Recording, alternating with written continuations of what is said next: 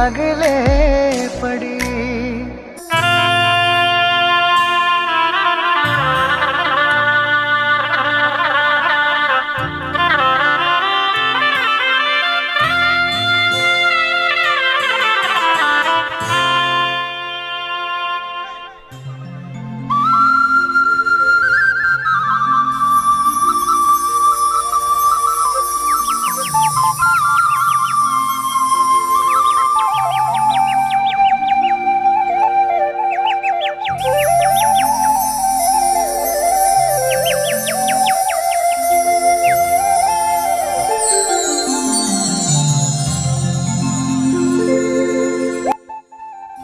એ કુલદીપ, શું કરીશી? હા બોલો. શું કરીશી? કોઈ નહીં, બોલો. કામ છે તારું અહીંયા અંદર? એ આવ્યો.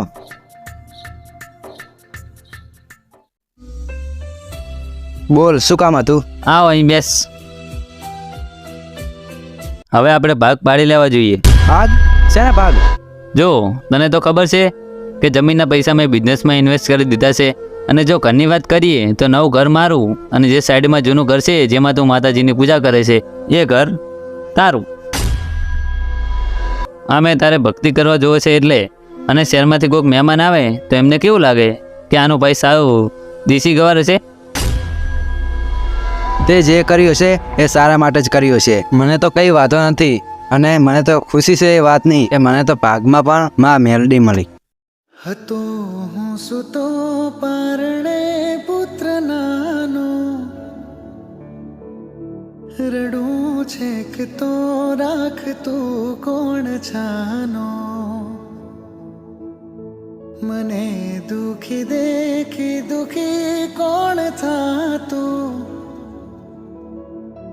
મહાહેત વાળી દયાળી જ માતું, મહાહેત વાળી દયાળી જ માતું.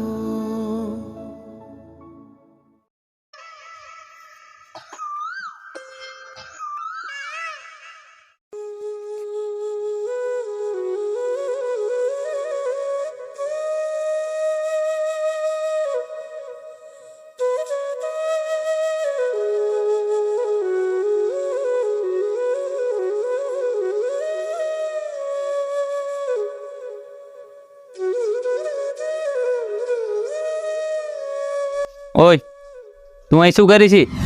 આ પાણી આવી તો પાણી ભરતો હતો. હા હા ઠીક છે, ભરી દીધું ને? હા. પણ હવે તારે તારા ઘરે જવાનું, અને પાણી ભરવાની પણ જરૂર નથી. મારો બિઝનેસ એક વર્ષ સ્ટાર્ટ થઈ જવા દે, અને પછી તો જો હું આ ઘરને કેવો મહેલ બનાવું છું. હા ભલે, વાંધો નહીં, પણ આજ હોજે તું કરે હી? હા, શું ગાવ છું? આ માતાજીની આરતીમાં. હા હા સમજી ગયો. માતાજીની આરતીમાં આવજો, દર્શન કરજો, અને તમારો બિઝનેસ આગળ વધારશે. એમ જ કામ માગે છે ને તું?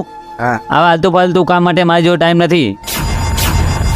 કેમ, શું થયું બે હાલ? તો એમ તો કહેતો કે હું કરે છું, તો હવે અચાનક શું થઈ ગયું? હું ઘરે જ છું, પણ નથી આવું. માતાજીની આરતી પણ નહીં લઉં, અને માતાજીના દર્શન પણ નહીં કરું, તો શું માતાજી મારો બિઝનેસ અટકાવી દેશે? હા હા હા, નોનસેન્સ ગામડિયા.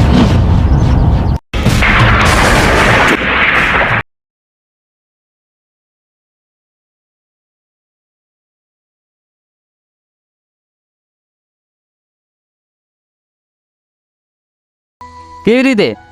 કાલ સુધી તો બધું ફાઇનલ હતું, અપ્રુવલ પણ મળી ગયું હતું, અને આજે અચાનક રિજેક્ટ થઈ ગયું? હા ઠીક છે, હું આવું છું. શું થયું ભાઈ? કાંઈ નહીં, તારે શું જોવાનું? તું તારું કામ કર ને. ખાલી પૂછ્યું એમાં આવું થઈ ગયું? તારે મારી મેટરમાં ક્યાં પડવાનું આવે છે? તું તારું કામ કર, જા.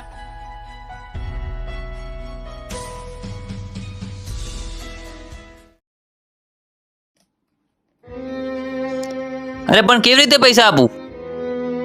શું મારા ઘરે આવે છે? અરે પણ તમે એમને સમજાવો, 2-3 દિવસનો ટાઈમ તો આપો. કોઈ હે ઘરે? હા બોલો. દીપકસિંહ નું ઘર છે? હા, તમે કોણ? હું કાળુભા. તેનું ભાઈ મોકલ્યા છે પૈસા લેવા. હા તે કાળુભા. હા બોલો. તમે તમારા સરને ફોન કરીને કહો ને કે 2-3 દિવસનો ટાઈમ આપે. હા, હું ફોન કરીને કહું છું.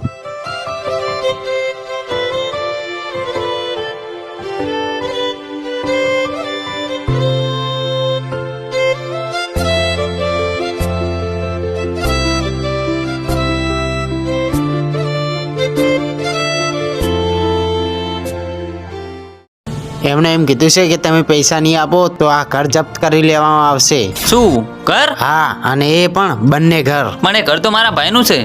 પણ તમે પૈસા લેતી વખતે બંને ઘરનું વર્ગીકરણ કર્યું છે ને. વાંધો નહીં ભાઈ, સર તમે બંને ઘર લઈ લો. પણ હા, 10 દિવસનો ટાઈમ છે તમારી જોડે. પૈસાનો ઇંતજામ નહીં થયો તો બંને ઘર હરાજીમાં જશે. ચાલો નીકળો અહીંથી.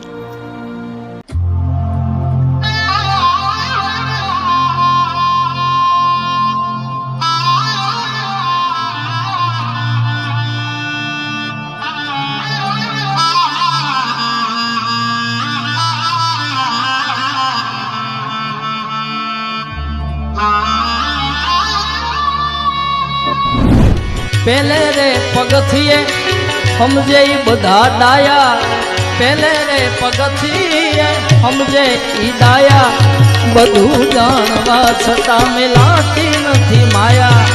અજબ આ જગત છે ઊંડાએ ના પાયા, અજબ આ જગત છે ઊંડાએ ના પાયા, આ બધું જાણવા છતાં મિલાતી નથી માયા, બધું જાણવા છતાં મિલાતી નથી માયા.